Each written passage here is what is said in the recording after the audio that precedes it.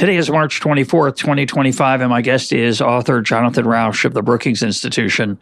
This is Jonathan's third appearance on the program. He was last here in August of 2021 talking about the Constitution of Knowledge. His latest book, and the topic of today's conversation, is Cross Purposes, Christianity's Broken Bargain with Democracy. Jonathan, welcome back to EconTalk. I'm always glad to see you, Russ. Well, let's start with the chutzpah of this book, if we might. I don't think you used that word explicitly, but you could have.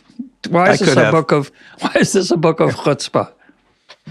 Because I am an atheistic homosexual Jew, or if you prefer, a Jewish atheistic homosexual, writing about Christian America and writing to Christian America and asking that Christians behave more in the spirit of Jesus Christ. And I think on multiple dimensions, it is not clear to me that Christians want to hear from an atheistic homosexual Jew about the teachings of Jesus, much less preached at them. But here I am. What gives you that urge to do that preaching? Well, so I work at Brookings, and we're in governance studies, my department, and we spend a lot of time, in fact, all day, trying to understand how to defend the values and institutions of a liberal democracy. And of course, you know all about that. There is Shalom College in Jerusalem, similar missions and ideas.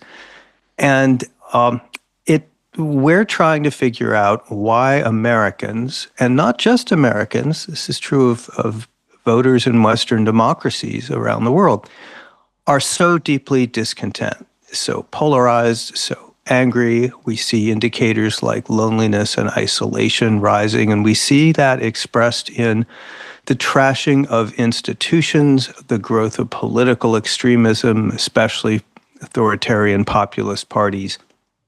And something else that we started to see was the attribution to politics of the kinds of quasi-religious attitudes that are more traditionally associated with religion, apocalypticism.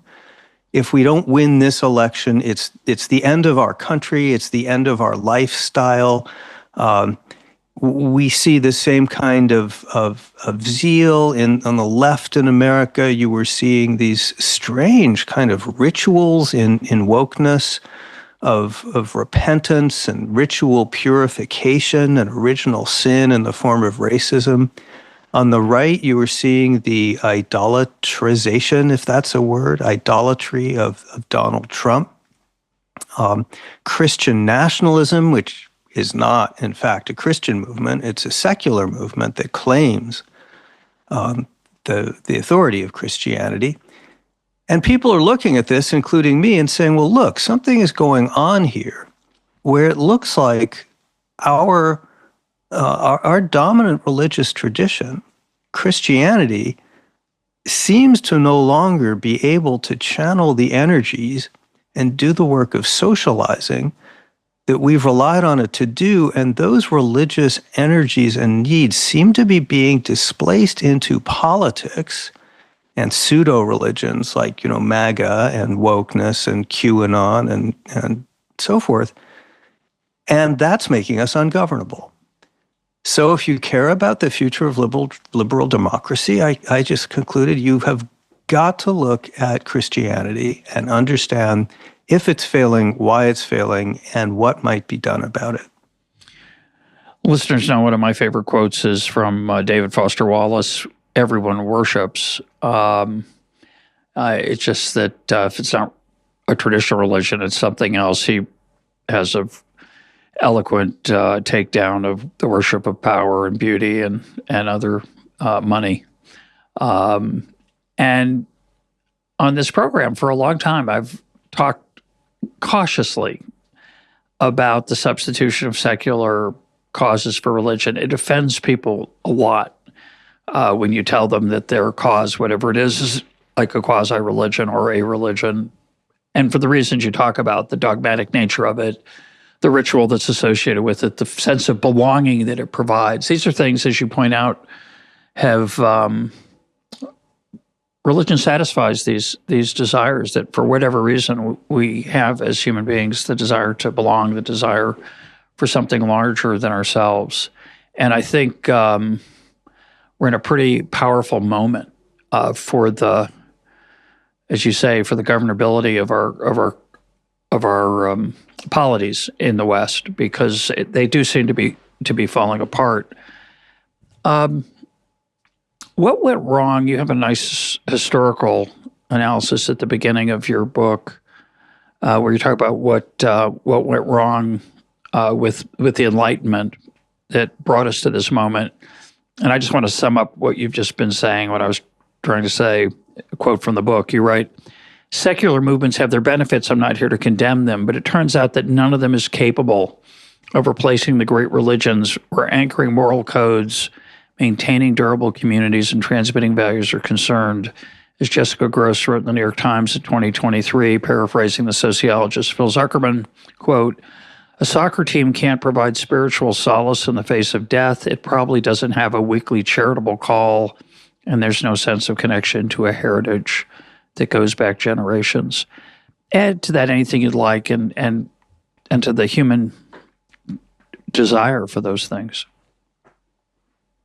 Well, there's a lot there. And I should say, Russ, I've been especially eager to be on your show because I think we have in common that we're both secular liberals in our political orientation, and have both come to this place in the journey of thinking about the incompleteness, the inadequacies, the failures of secular liberalism in this context. So, of course, I welcome your reflections.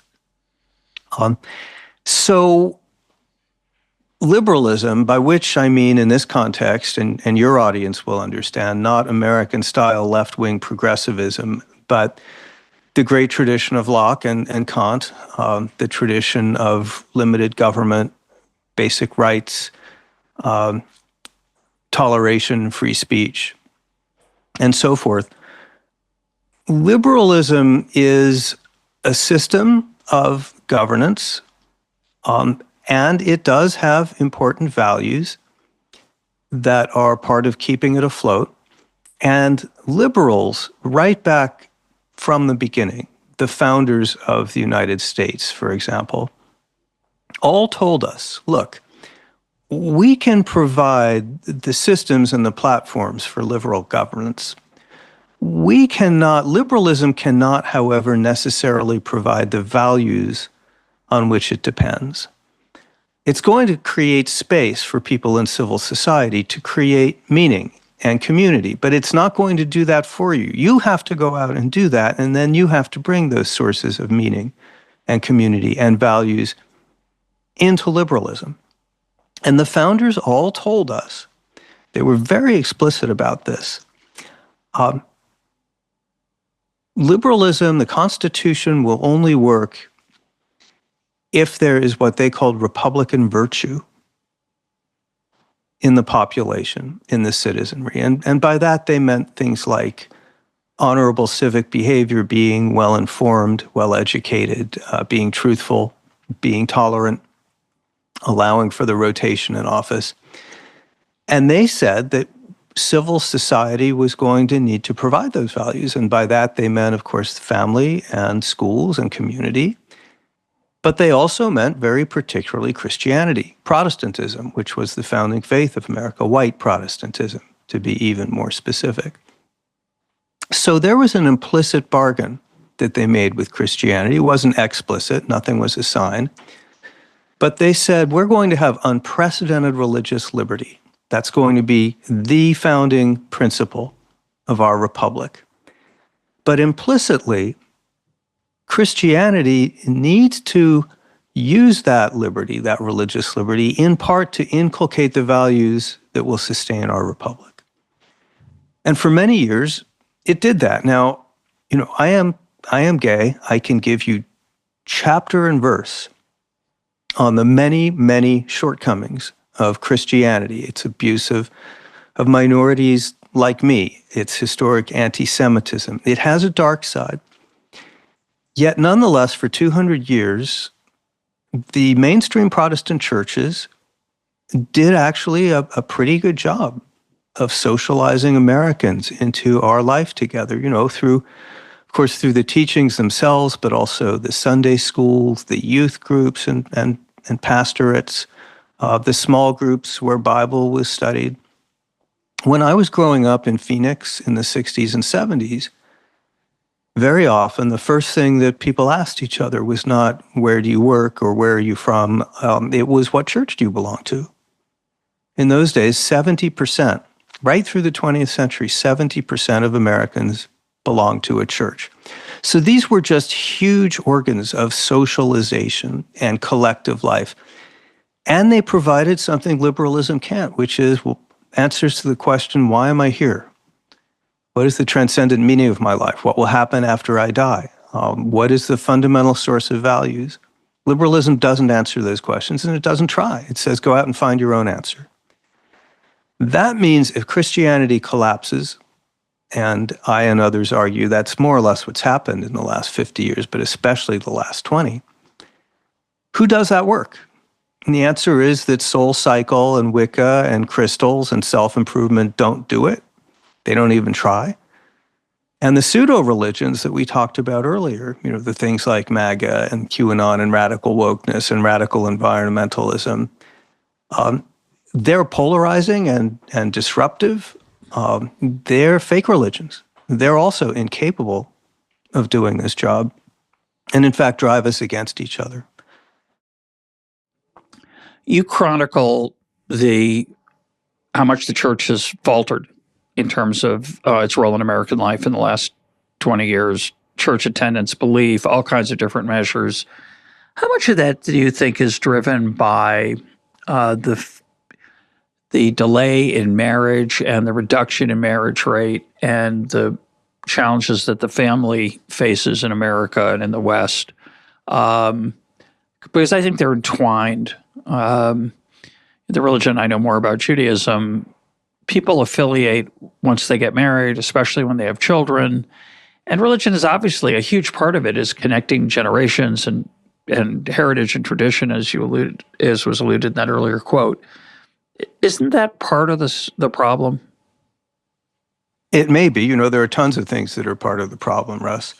I am not a believer in monocausality.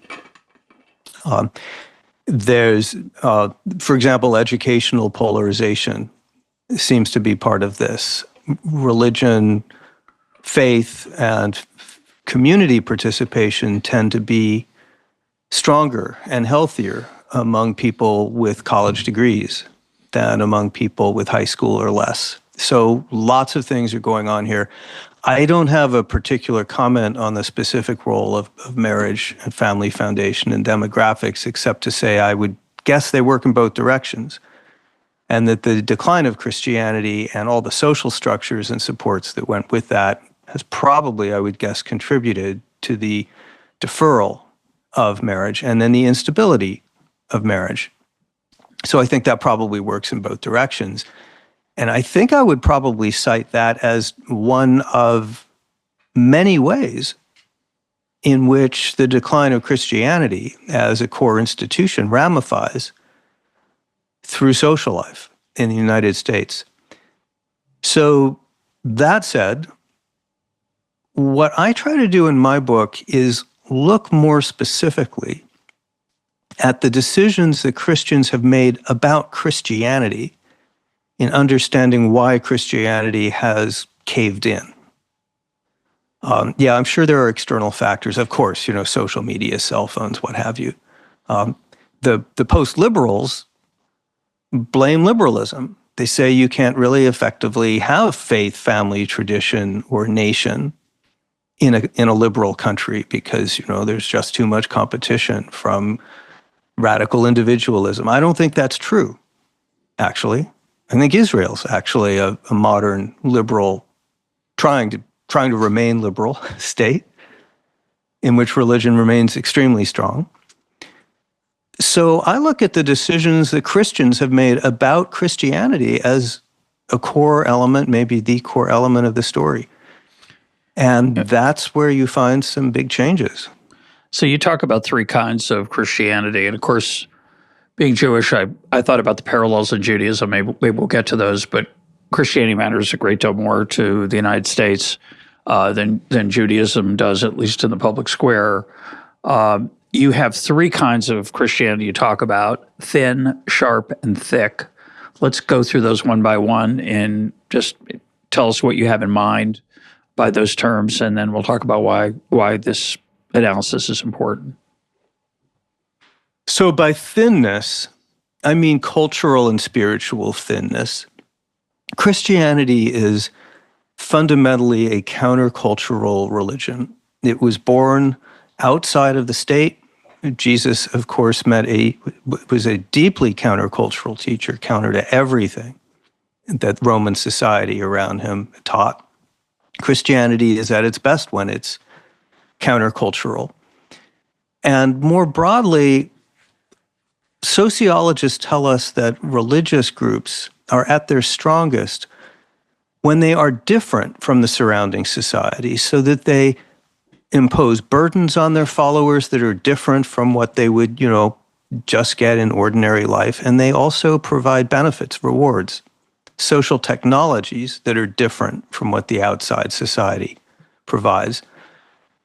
Thinness is what happens when the religion just begins to blend into the surrounding culture. It loses its distinctiveness. It loses its message. It just becomes more or less a lifestyle choice, a consumer good. You shop around for religion. It does very little for you. Maybe you show up on a Sunday now and then if you're Christian, or maybe you don't even do that. That seems to be what happened to the mainline churches in the United States. People who are younger than my age probably just don't recall. In the 1950s and 60s and into the 70s in the United States, the Lutheran Church, the United Methodists, the Episcopal Church, these were mighty pillars of society. They were just very influential. Now they are a couple of steps from extinct. Only 13% of white Americans associate with any mainline church. They went left. Not radical left, but they decided that instead of being rooted primarily in Scripture and in a countercultural Christian teaching, that they would get busy with social causes, predominantly progressive ones. A lot of people seem to feel, well, I can do that without giving up a Sunday morning. So in the latter portion of the 20th century, they declined and declined fast, and they lost their cultural relevance. They began just blending into the surrounding culture to the point now where they figure really very little in American life. And that's the story of the ecumenical or so-called mainline churches. Sharp. You want to do that one? Yeah, go ahead. We'll go through all three, then I'm going to come back. We'll talk about each maybe in turn or why they're what we need to talk about. Okay. Sharp Christianity. So the one multisyllabic word for the story of Christianity in America in the last 50 years is secularization. And that's when the religion comes to resemble this society around it. And instead of exporting values into the society that surrounds it, it imports values from the society around it. What we just talked about, the thinning of the mainline churches, is an example of that. While the mainline churches began to become comatose in the late 20th century, evangelical Christianity was thriving and growing.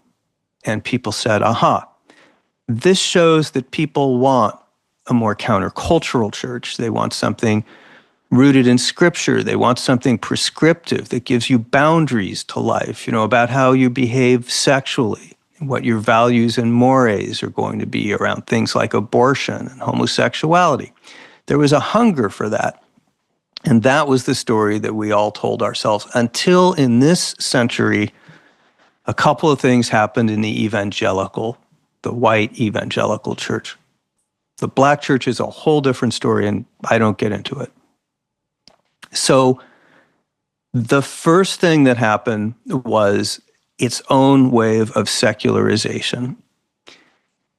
Starting in the 80s and then proceeding into the 90s, the white evangelical church got very involved in politics and partisan politics. It became very closely aligned with the Republican Party. Now, that was gradual.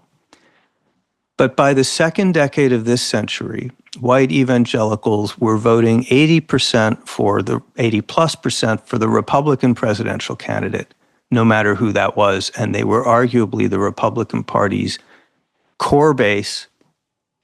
And the church made a gamble, which is that we can influence the Republican Party and partisan politics more than they will influence us. And they lost that gamble. They were wrong, because as they increasingly became partisan and politicized, the complexion, this is the second thing that happened, the complexion of the evangelical church began to change. This is what really picks up speed in this century. People who are there for spirituality and the message of Jesus, who may not be Republicans, for example, begin to drift away because partisan politics is not what they're there for. They don't necessarily share those values. They don't assume that electing Republicans is just essential to keeping your identity. And people begin to identify into evangelicals who really are not very observant Christians.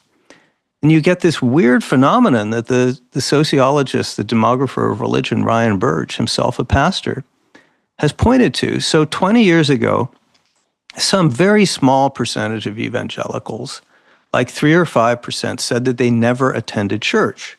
Because church attendance is, that's kind of the deal for evangelicals. Today, that's about 1 in 8. So you see people filtering in who are there for the politics and people filtering out who are there for the message of Jesus. And that sharpens the white evangelical church. It becomes more and more radicalized, politicized. This becomes a crisis for pastors. A couple years ago, 42% of them told pollsters that they had seriously considered quitting in the past year. And the number 3 reason for that, after obvious things like, I guess it was maybe low pay and high stress, I don't remember, but number 3 was politics. They said people were bringing Fox News and partisan politics and the culture wars to church and demanding that the church do that. We're losing our country. It's a battlefield out there. Our church needs to fight, fight, fight. That's not the message of Jesus, and it's not what pastors want to be doing. So increasingly, that wave of secularization radicalizes the church, aligns it in a partisan way, until you reach the point in 2016, possibly one of the most famous polling results of the 21st century happens. In 2011, Public Religion Research Institute, I'll botch the wording of the question, but I'll get the idea right. PRRI asked people if a person of poor character can be a good political leader. And 70% or so of evangelicals say no. They say you have to have good character really matters in political leadership. White evangelicals are the strongest on the importance of character in politics. They asked the question again in 2016, and the numbers have flipped. It's about 70% the other direction. Character does not matter in choosing a leader. In fact, white evangelicals become the group that is least concerned with the character of political leaders. And so you ask yourself, what happened in 2016? What happened is, of course, the rise of Donald Trump. After initially being standoffish, white evangelicals go all in with MAGA. They have become MAGA's firmest base in America. In doing that, they seem to have made a bargain with power that Jesus did not make. You remember in Matthew 4, Jesus begins his ministry by going to the wilderness for 40 days and 40 nights. There he encounters Satan, who brings him to the highest mountaintop in the world, shows him all of human dominion and says, I will give you power over all of this if you will bow down and worship me. Jesus refuses the deal. And that launches his ministry. He's about the next life, not the next election.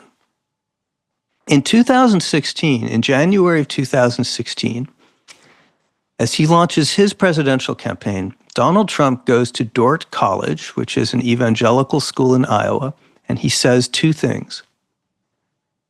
The first thing he says is, if you vote for me, I will give you power. Remember that.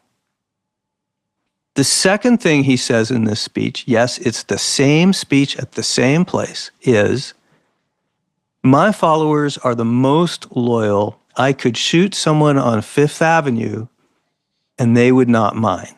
You see what he's doing here? It's the same deal that Jesus offered Satan, which is, I'll give you power. Satan offered Jesus. Yes, thank you. The same deal that Satan offered Jesus. That was blasphemous. Which is power. I give you power. You give me unconditional, unquestioning loyalty. White evangelicals take that deal. And that transforms the nature of the church, at least as it's seen in the general public. I mean, how Christian can you be if you are enthusiastically embracing the most un-Christ-like figure in modern American politics? And so now the white evangelical church is in a state of collapse. According to the Pew Research Center, the percentage of white Americans who identify as evangelicals is 13%. That's no more than identify as mainline Christians. Where are those people going? They are becoming so-called nones, N-O-N-E-S, people who are not affiliated with any religion. And that's what gets us to where we are. Talk briefly about what you mean by thick Christianity, and then I want to come back and talk about all three and challenge a little of this and give you a chance to expand on it. So by thick Christianity, I mean Christianity that asks a lot of followers, that gives a lot in return, that is countercultural in its teaching, while also being supportive of the liberal democracy that it relies on, the general American context. And that's a tall order, right? A lot of the church did that pretty well for the first 200 years. Tocqueville comes to America in the 1830s, and the first thing he notices is how Christian the country is and how in America Christianity seems to align itself with the values of the secular liberal democracy, something that's not true in France. So thick Christianity does those things. I like, you can also riff on this quote, this idea of James Allison's 3 pillars of Christianity.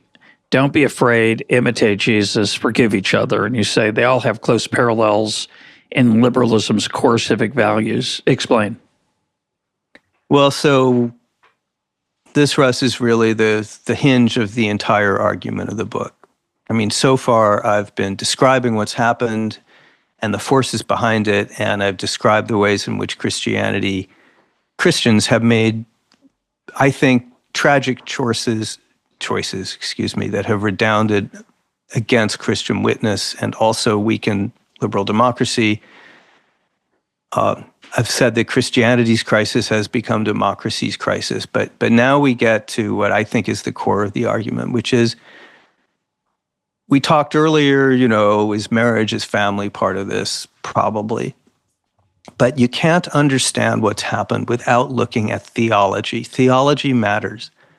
The actual content of Christian teaching is just crucial in this context because Protestantism is the founding faith in America.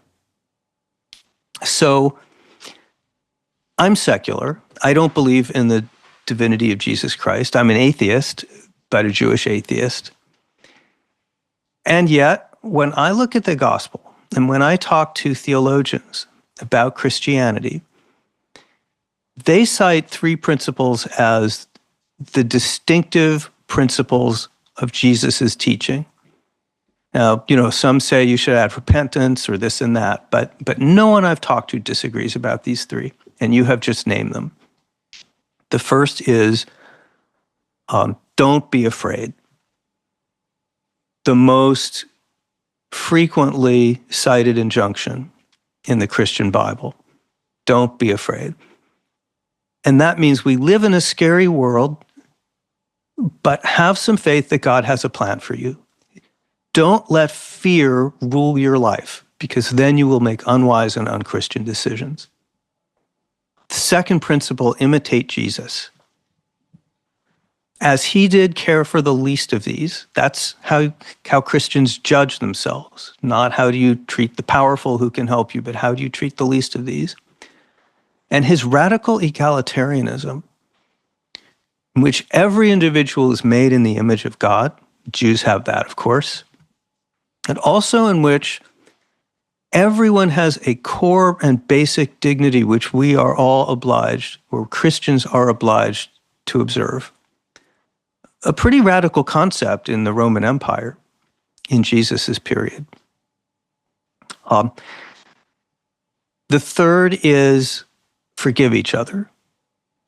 Retribution and judgment are the province of God, not of man. That's not why we're here. We need to show grace and mercy as Christians. I say we being imitating them. So I look at that, and it's not hard to see that those three principles are also linchpin principles of Madisonian-style liberal democracy. The founders told us that we need to bring Republican virtues in from outside the system. Well, there they are. And not coincidentally, because, of course, the founders' era was marinated in the teachings of Jesus and Christianity. But these principles all have secular equivalents. So don't be afraid. What the founders feared more than anything as a threat to democracy is the kind of demagogue who mobilizes fear in the population to overturn the democracy. Hamilton warns about this in so many words. Lincoln, in his very first speech, the Lyceum Address, warns about this. They know this can happen. They know this tips over democracies in the past. If you're fearful, that fear can be mobilized to undermine our way of government. Further, sometimes you lose elections. If you view that as an apocalyptic, catastrophic loss, as a fundamental threat to the country, you can't have a democracy. You've got to be willing to say, okay, I lost this time. Maybe I'll come back next time. Maybe I'll lose something. Maybe I'll learn something in the process. If you're not willing to do that, if you're not willing to approach politics without apocalyptic fear, putting some trust in your fellow citizens and in the constitutional order, it will fail. Second, imitate Jesus. So those two doctrines we talked about, the least of these, and everyone being in the image of God, being equal before God. Of course, those come over directly. All men are created equal and endowed by their Creator with certain unalienable rights. It's right out of Jesus. The least of these, the Bill of Rights. What's different about a liberal democracy as opposed to an illiberal democracy is there are a lot of things majorities cannot do. They must protect minority rights. That's why we have the Bill of Rights. That's why we have the First Amendment. That's radically counterintuitive, but it too comes very much out of the teaching of Jesus. They're closely aligned that way. We judge a liberal democracy by, does it tolerate, for example, the speech of minorities who take very different views from the majority? Third, forgive each other. So a politician who says, I am your retribution, is not only unchristian, he's illiberal. Because politics in a liberal culture, it can't be about maximally punishing the other side, crushing them, and after you win an election, salting the soil with the tears of their women and children. You can't talk that way, and you can't think that way. When you win an election, you need to share the country. You need to behave as you will want the other side to behave someday if maybe they win an election. And that's not just instrumentally so, because power changes hands. It's intrinsically so. That's a core liberal virtue. It's not virtuous to try to dominate the whole country. Pluralism is the heart of Madisonian liberalism. And so, once again, forgive each other. It translates over a little less directly, but I translate it as toleration, pluralism, and forbearance, sharing the country. So here I am. I'm looking at this. I'm very secular, but it dawns on me that you don't have to believe that Jesus Christ is your Lord and Savior to believe that Jesus Christ was right. And that leads me to conclude that the teachings of Jesus, the core teachings of Christianity, are far closer to Madison than they are to MAGA. And that allows me to say, your first question was about chutzpah. There's some chutzpah here. I'll own that. But that allows me to ask Christians to say, to heal this country, to realign Christianity closer both to its own mission and with liberal democracy so that it's supportive instead of oppositional. I'm not asking that Christians become more Republican or Democratic or left-wing or right-wing or secular or anything like that. I'm just asking Christians to become more Christian. It's right there in your scripture. Elevating those aspects of Christian teaching, which align with liberal democracy, could do a lot to heal our country. You have some nice things to say about compromise. I read your book last night, so I'm maybe a little more familiar with it than you are. But do you remember what you said about compromise? I think most people think of it as something related to fair play and preventing violence and preventing the kind of apocalyptic fears that you have about the future. I think of it sometimes as forbearance is one way to think about it. Mike Munger on a previous episode about Doge said, you really don't want to create a sword that your enemy might wield someday. So, one sense of compromise is let's not push things in too far even in my own direction, because someday it may, things may be turned around. But you have something much, I think, more profound to say that comes perhaps out of Christianity or Judeo-Christian values, or perhaps even maybe out of Adam Smith. So, but I don't know if you remember it. Tell us about it.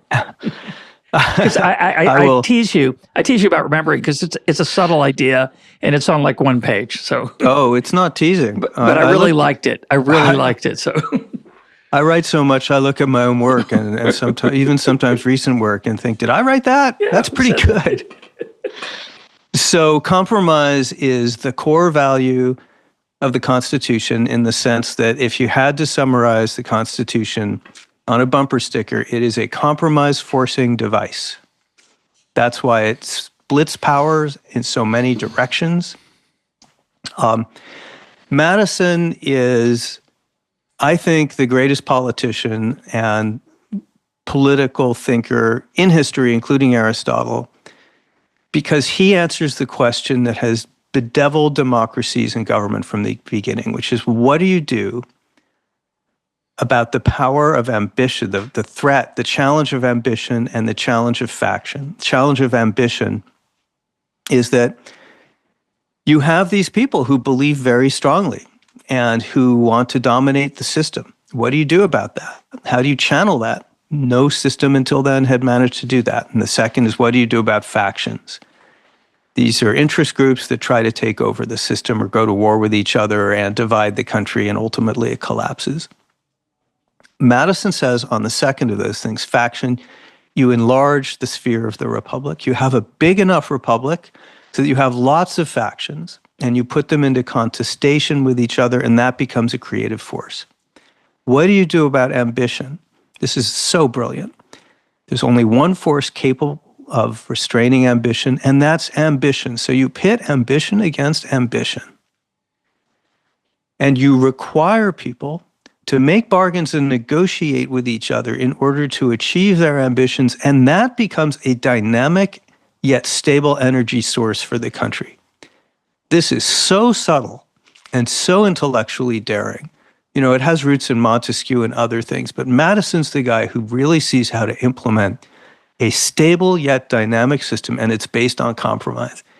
And here's what so many people miss about this that I think you're alluding to, Russ. Sorry, I'm winding my way there. It's great. But we're there now. Americans today don't understand compromise because they think of it in the sense of compromising on your values. They think of it as, okay, two people walk into a room, they have different ideas, they split the difference, both walk out unhappy. That's not what compromise is.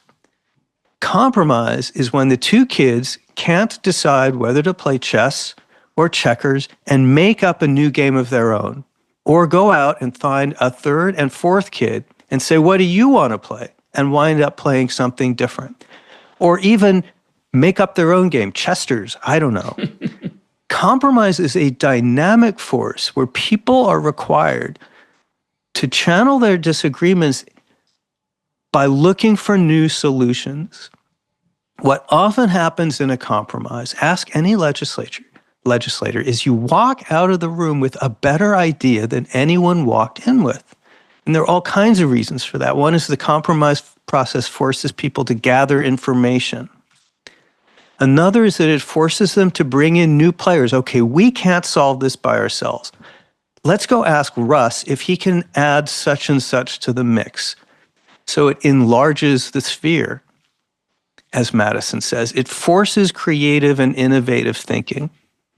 So compromise is a dynamic engine. It is a constructive and creative engine. It is not just about splitting babies in half. And that's why it's so important for the Constitution to support it, and that's why it's so important for our great faith traditions to support it. Beautiful. I want to talk a little bit about, I don't think this word's in your book, at least I didn't notice it, which is fundamentalism in a religious context. It makes an appearance, fundamentalism does, in the last part of the book, because you have a really interesting discussion of compromise and the Church of Latter-day Saints with the political sphere.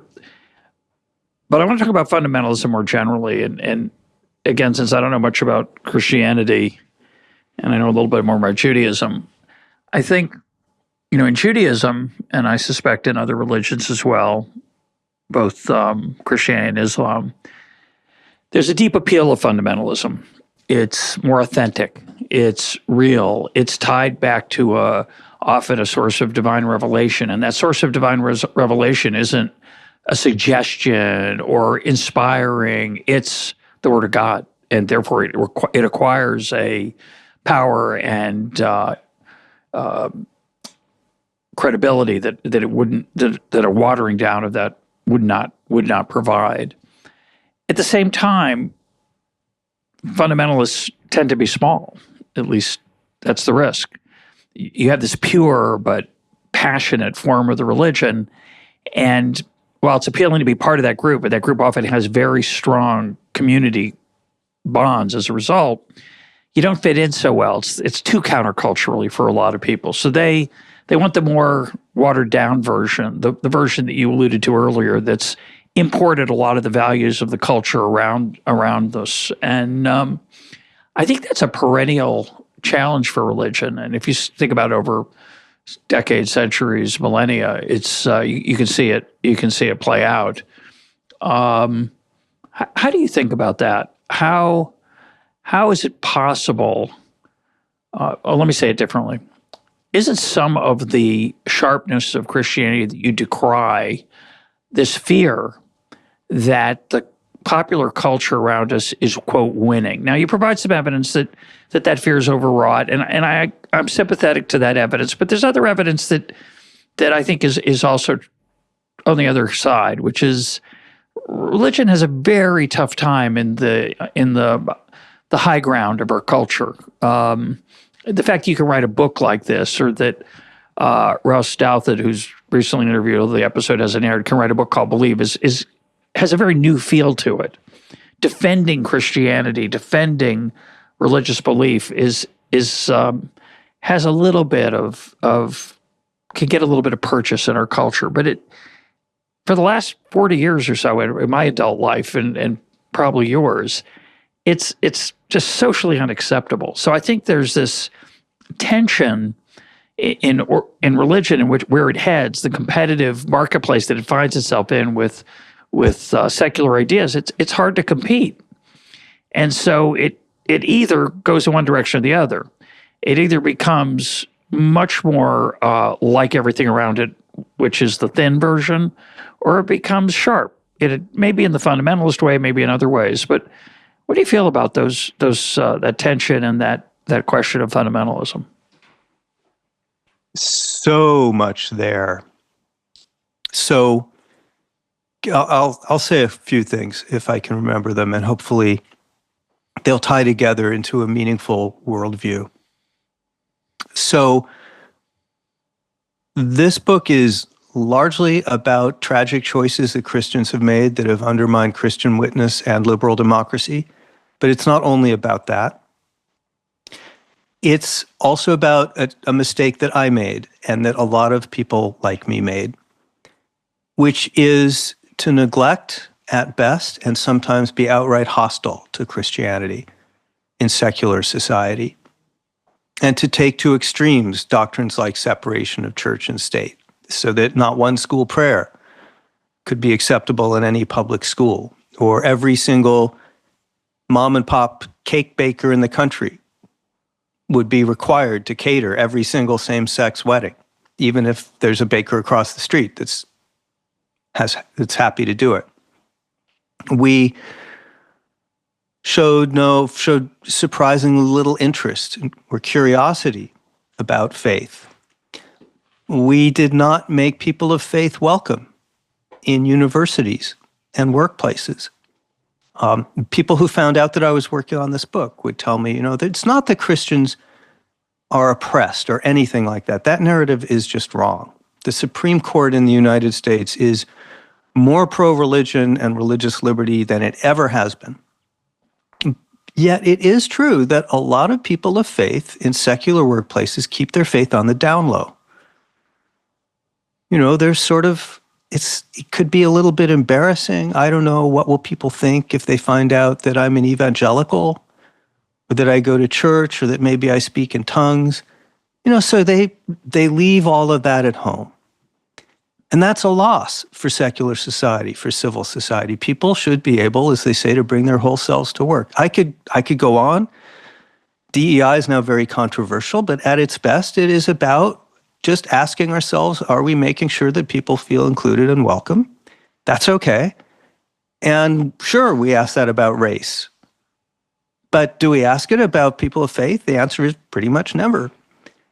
So I think people like me bear a substantial burden of having ignored, overlooked the importance of Christianity in our society. Christianity is a load-bearing wall in our democracy. We forgot that. In fact, I think we helped undermine it.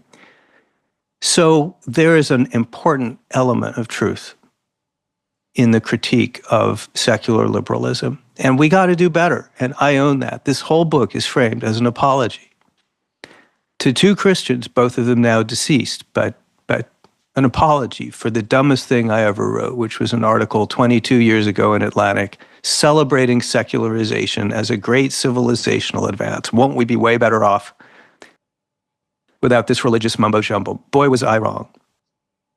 I was instrumentally wrong, and I was theoretically wrong. So, okay, let's stipulate that liberalism has not been as welcoming of Christianity as it should be, and I hope we can fix that. Nonetheless, something people always say about this book, and I think this is a way of restating the point you just made, Russ, but tell me if I'm wrong, is that, look, Christians have a lot to be fearful of in modern secular culture. I mean, they're swamped by the consumerism around them, the online pornography. They're worried that their kids will come home from school with a sex change of some sort. This secular culture it's a drumbeat. And then you've got, the progressive left, which you remember that moment when Beto O'Rourke announced in a presidential debate, if basically we're going to use the power of the state to force compliance with anti-discrimination laws, including same-sex marriage, we're coming for you. He walked it back the next day, but everyone understood that he was saying what's in the heart of progressives. So yeah, the answer to that is there's a lot for Christians to be afraid of. But let's go back to what we were saying earlier. The most repeated injunction in the Christian Bible is don't be afraid. One of the great parables, Jesus and the disciples are in a ship, and a storm comes up, and it's a bad storm, and the ship looks like it's going to founder, and they're all going to drown. The disciples panic, and they run up to Jesus, who is, asleep, and they say, "Oh, Lord, what do we do about this? My God, we're sinking." And Jesus awakens just long enough to tell them, "Be calm." That's his injunction. Jesus understands that this is a fearful world. Jesus knows, we know that it's a fearful world because he winds up crucified. And yet his injunction to Christians is about, does your faith amplify fear by telling you we are losing our country, we won't be a Christian republic anymore if the Democrat wins the election, you should panic about everything that's going on? Or does it counsel the opposite? Does it counsel bringing a sense of calm and dignity and humanity to our political life, coming at it in a sense that fear, there are reasons to be fear, yet we should not let fear dominate our personal lives or our politics. Great theologian Mark Labberton, the former president of Fuller Seminary, had a wonderful way of putting this. He had me on his podcast. We were talking about fear, and he said, of course you should be fearful of God if you're a Christian. And of course, fear is a reality in life. But what Jesus is warning against, he says, is tyrannous fear, a fear that dominates your life. So you become a slave to fear instead of fearful of God. So I think that's the answer to that. I think Christianity, properly understood, could help people approach these fearful questions in a less fear-driven way. Does that make sense? Oh, yeah, it was beautiful. I can't help but note the Rabbi Nachman of Breslov dictum that's been turned into a song. It's easy to find on the web. We'll put a link up to it. The whole world is a narrow bridge. The most essential thing is not to be afraid. It's the Jewish version of that. I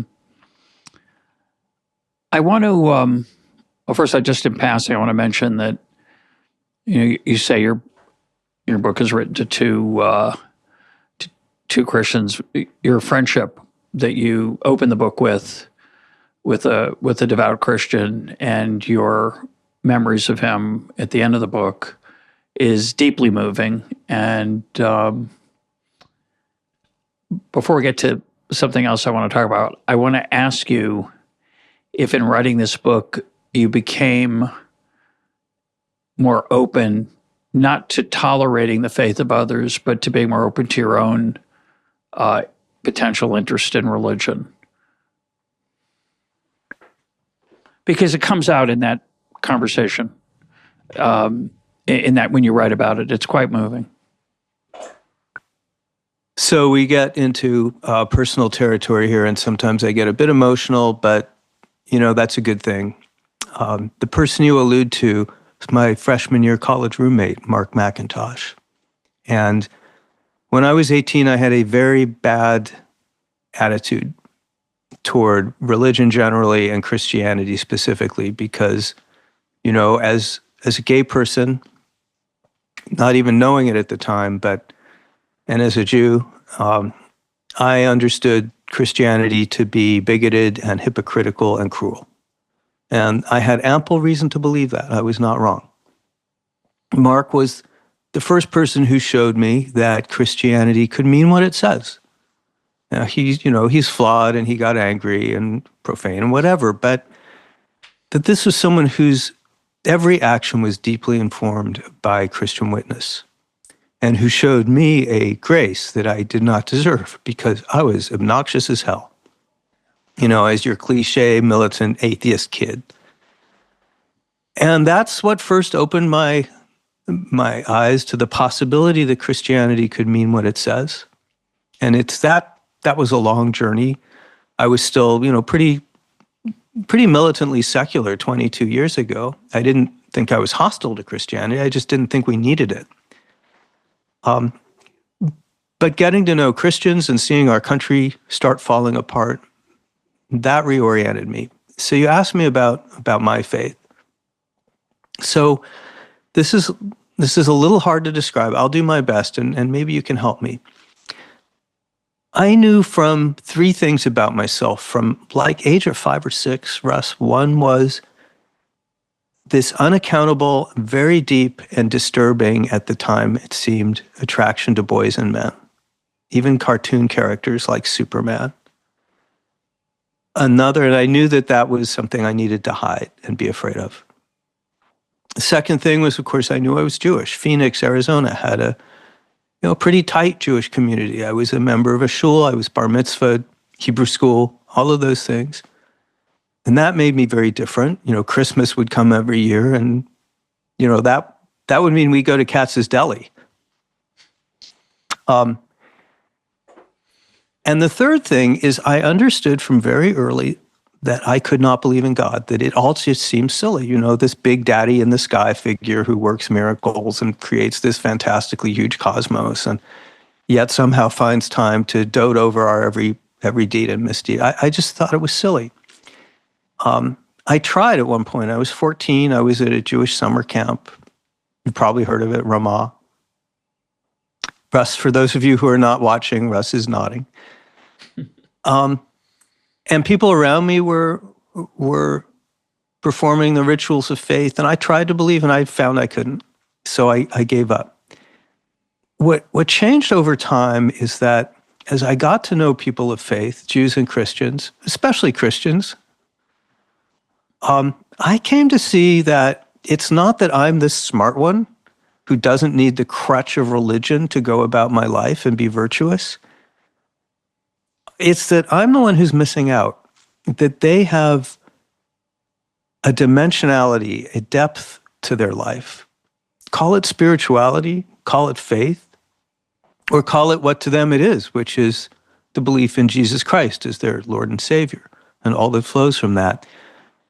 But that gives them access to a side of human life and a way of being and something very deep in ourselves that I don't have access to. I just don't. So I feel that I'm in the position of someone who's maybe colorblind. I function perfectly fine. I'm happy being who I am. Please, Christians, don't line up trying to convert me. It won't work. And yet I am aware that I'm missing out on something, or it's like I'm not a parent. Same thing. I have a full and rich and happy life, and yet I am aware there's a fundamental part of human existence that I don't share. I do feel, I'll try an analogy here. This is not in the book. It's, it's kind of personal stuff, but I do feel that talking to, knowing people like Mark McIntosh and the late Tim Keller, great, great pastor, died recently, a couple of years ago, co-dedicatee of the book, Pete Wehner, Francis Collins, getting to know them and learning about their world and the theology. Have you ever been on a train and you've been kind of snoozing and you wake up and something is flashing by outside, maybe a billboard, maybe an interesting building, and you sit up and you look at it, and you got to look at it, but then it's behind you. That's the glimpse that I feel I have of spirituality, that I can glimpse it. And during those glimpses, I have a sense of it, but I can't live it. So no, please don't feel sorry for me, but do understand this book as a tribute to Christianity at its best, and an admirer's plea to Christians to live up to their faith. That's really beautifully said. You use the metaphor of being colorblind. I think of it as tone deaf. Sometimes music doesn't speak to people, and as you say, you could have a beautiful life. What moves me, many things move me about what you just said and what you write in the book, but what I find especially moving is that, as you say, you get a glimpse. There's a terrain that many people spend their lives exploring that you were unaware of. And rather than just saying it's a nasty land that no one would want to visit, you understand that there's some special pieces to that. And yeah, and I understand, if I could add to that, premise of this book is I also understand that I'm weird, and that most people have, not everyone, but many people, most people have a deep need for meaning in life that you're not going to get from Soul Cycle or, God help us, QAnon or environmentalism. Answers to core questions. Why am I here? Am I more than just a random agglomeration of molecules that's here one day and gone the next? What's the source of morality? What's the difference between good and evil? The greatest liberal thinkers, Kant and Hume, towering intellects, have done their best with that. Adam Smith and the theory of moral sentiments. And they've made huge gains, but ultimately they cannot find a grounding for morality that is deeper than human preference. And so I also, at a deep level, understand that human society needs what religion can offer, and not just instrumentally, but existentially. We need answers to those questions. I don't think that the divinity of Jesus Christ is the right answer. I don't believe that. But I do believe that it's a profound answer, and that in 2,000 years of thinking, to say nothing of Judaism, which is another set of answers, 3,000 years, it's articulated some very deep and important moral concepts, which you don't have to be Christian to believe. Yeah, I guess the question came up in a recent episode with Jeff Sebo, which again hasn't aired yet, but will by the time our conversation is out. A lot of our morality, I worry, is left over from Judeo-Christian beliefs, values, and if those underpinnings aren't there or aren't believed, how long will that last? And we'll see. Yeah, that's Nietzsche's critique, of course. Yeah. I want to close with this, maybe a little bit surprising place. I want to talk about Europe. And I want to talk for a minute about a trip I took to Prague. If you go to Prague, you're haunted by Kafka. He's everywhere. His face is everywhere. It's kind of depressing. He's on tote bags, and it's just a little weird. Prague is pretty Jew-free. There's still a few Jews there now, but most of them were murdered. Kafka dies young of tuberculosis, I think, and his three sisters are all murdered by the Nazis. So you have this weird, and the Jewish stuff there is all huge tourist attractions, cemeteries, Holocaust memorial, old synagogues, hundreds and hundreds of years old. But there's nothing Jewish about Prague. It's just, there's some things in Prague that are Jewish. It's really quite weird. So I'm thinking these thoughts, and I end up one evening in a church, not the fanciest church in Prague, but there's a lot of pretty nice ones that aren't fancy, and they're playing classical music. There's many churches and many places offering this in European cities. And they're playing Bach and others. And I realized that there's nothing Christian about Prague either. It's a particularly secular city, but once, just like there was this Jewish flavor to it culturally from writers like Kafka and others, Christianity built Prague. It built those churches, it built that music, it built the sculpture that about human yearning and imperfection. And you wonder, and Prague's a very secular, Czechoslovakia is a very secular country these days, much stronger than the trends that you talked about earlier in America. And you think about Europe generally. They gave up Christianity a couple decades before America did. Now, America's a complicated place. It may swing back. But I want you to talk about two things. One, is there anything to be learned from European democracy and Christianity, from that trend hitting there earlier? And secondly, a question I asked Russ Douthit, which is there a justification for deducting religious expenses? Is it membership in churches? Is it fair to ask non-believers like Jonathan Rauch to support the churches, the beliefs, and you could call it even a hobby of mine or other religious people? And of course, your answer in this book is you're damn right. It's worthwhile to subsidize. There is a public good element to this. Now, a lot of listeners would disagree. I'm encouraging them to write us and comment, but I'm curious about those two things. You've made a case in this book for the profound importance of religious belief, and you close your book with some recommendations, mostly adjurations, adjuring Christians to take their faith seriously, as you have throughout our conversation. Are there any public policy implications of this? And what do you think about a place like Europe where, at least on the surface of Christianity, it appears that there's no pendulum swinging back the other way? Well, in reverse order, the first one I'll dispatch pretty quickly because my book is primarily about private policy, not public policy.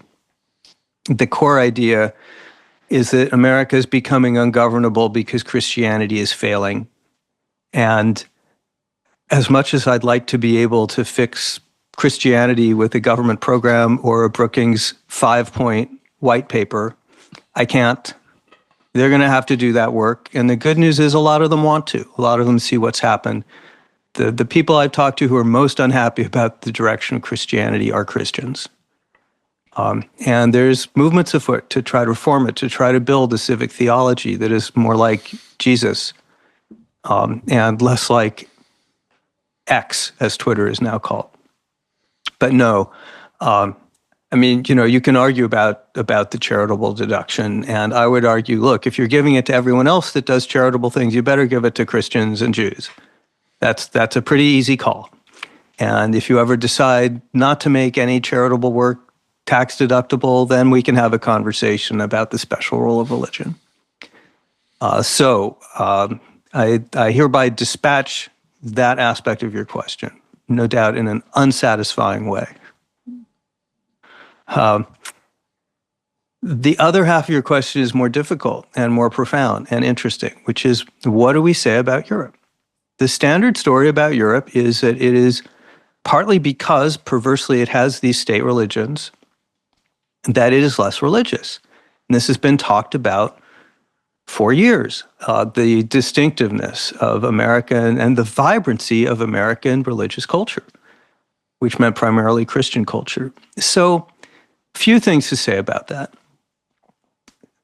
The first is, am I saying that it is absolutely impossible to have a liberal democracy without a healthy faith sector? I don't know that it's absolutely impossible. I only think that it's harder. That everything else will be more polarizing and more different if instead of a faith tradition that's reasonably well aligned with your democratic values, as most of the European mainline churches are, you have either the collapse of a faith tradition or faith traditions which are aligned against liberal democracy. That's where we are in America. I'm not sure you would say that that's where Europe has been. because as weak as some of its institutional religion has been, those have been fairly closely aligned with democratic norms. Second thing, America is a very different kind of place than historic Europe. We'll set aside modern Europe, we'll come to that. But of course, it's a land of great ethnic, cultural, national diversity. It is a creedal country in a way that, traditionally the Netherlands or Britain was not. And that meant that the job of bringing people together and socializing them into a common culture is a lot harder. And that means that the load, I mentioned that Christianity is a load-bearing wall in America. The load that it has to bear is a lot more challenging just because you got to do all that extra work. You can't just assume that everyone's a Lutheran and everyone's white. And so that makes it more critical in the United States and more damaging when a key institution that did that work of socializing fails. It turns out everything else just has harder work to do and doesn't do it as well. And so given the difference in composition of the countries, I think you would expect America to have a harder time with the collapse of Christianity. And by the way, the collapse is much more recent here than the changes that we've seen in Europe. And very sudden. There hasn't been time to adjust. So here's a third thing, and I would love to get your reaction to this. But this challenges the premise. So Nietzsche in the 1880s and 90s says God is dead. And what he says, people don't understand this, is he hates Christianity, but he also recognizes it's important and that without it, secularism and modernity are going to struggle to offer any account of life, and basically says people will have to go out and build their own. That may work for Friedrich Nietzsche, it doesn't work for anyone else. And it turns out he's right, because in the 20s and 30s, everything falls apart in Europe, it falls apart in Russia, we get the rise of fascism and communism and their false gods, and Nietzsche's vision comes nightmarishly true. And I think that can be attributed, as Nietzsche said, partly to the decline of faith in Europe and the rise of secularization at a rate that people couldn't accommodate. Okay, so then you get the post-war period, and we get the American security umbrella, and you get the rebuilding of institutions, and everything looks hunky-dory, and we all say, look, secularism works in Europe. Except in the last few years, you get waves of migration of a kind we've never seen before. You get a city like London, where I'm told British Anglo-Saxon whites are a minority. I'm not quite sure if that's true, but I've heard that said. You get places like Scandinavia, which take big inflows of people like Syrians, to say nothing of Germany.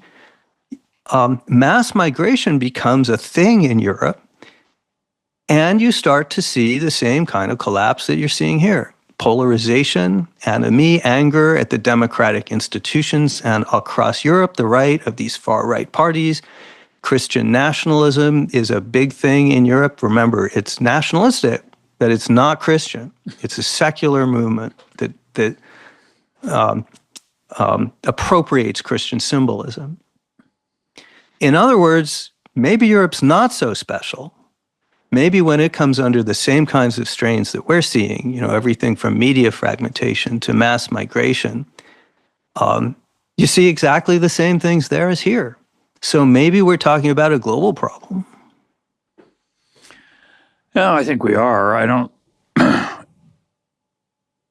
think if you're a narrow person and you focus on your own country, you'll feel that there's something going wrong with it, but you're not alone.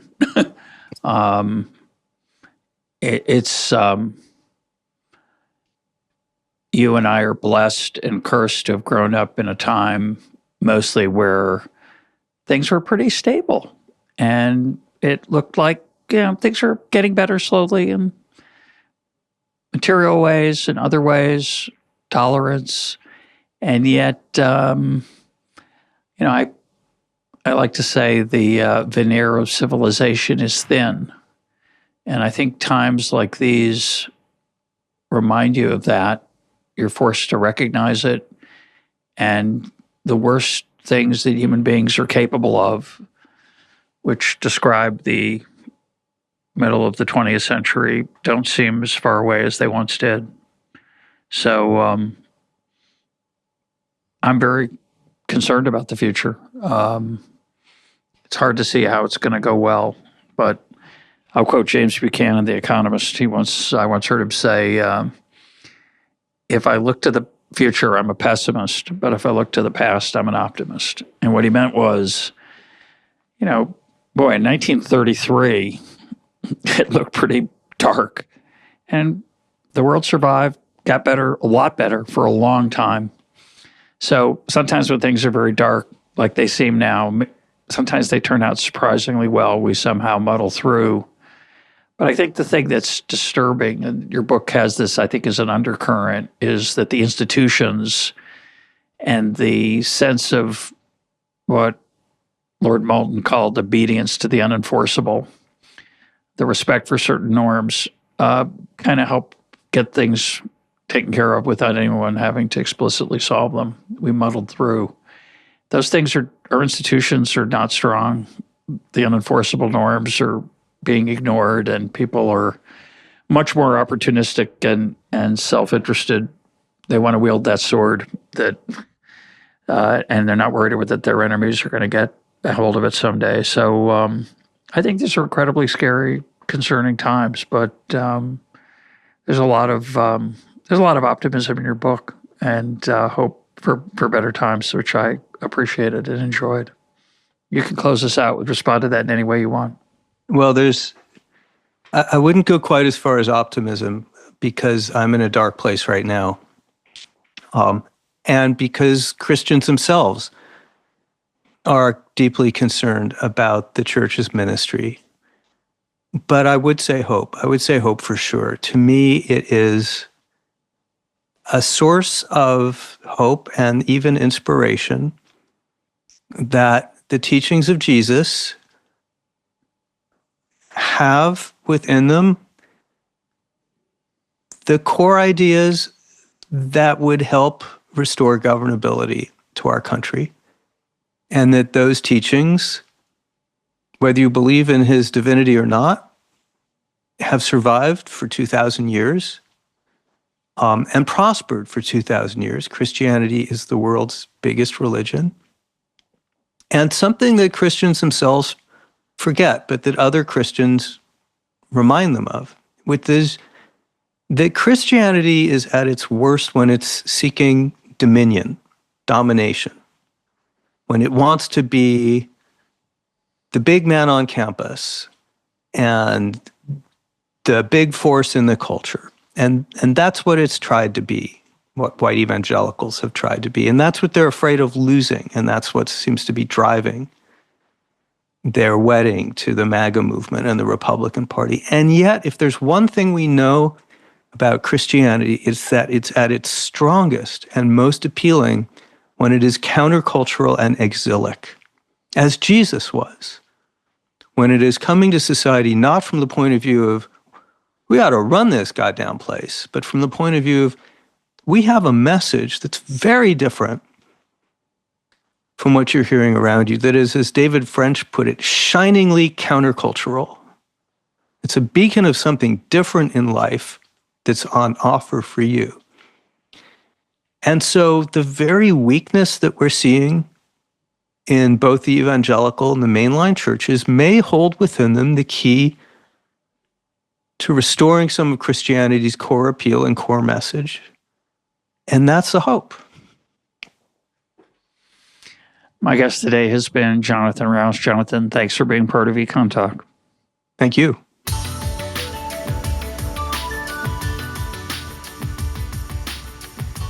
This is EconTalk, part of the Library of Economics and Liberty. For more EconTalk, go to econtalk.org, where you can also comment on today's podcast and find links and readings related to today's conversation.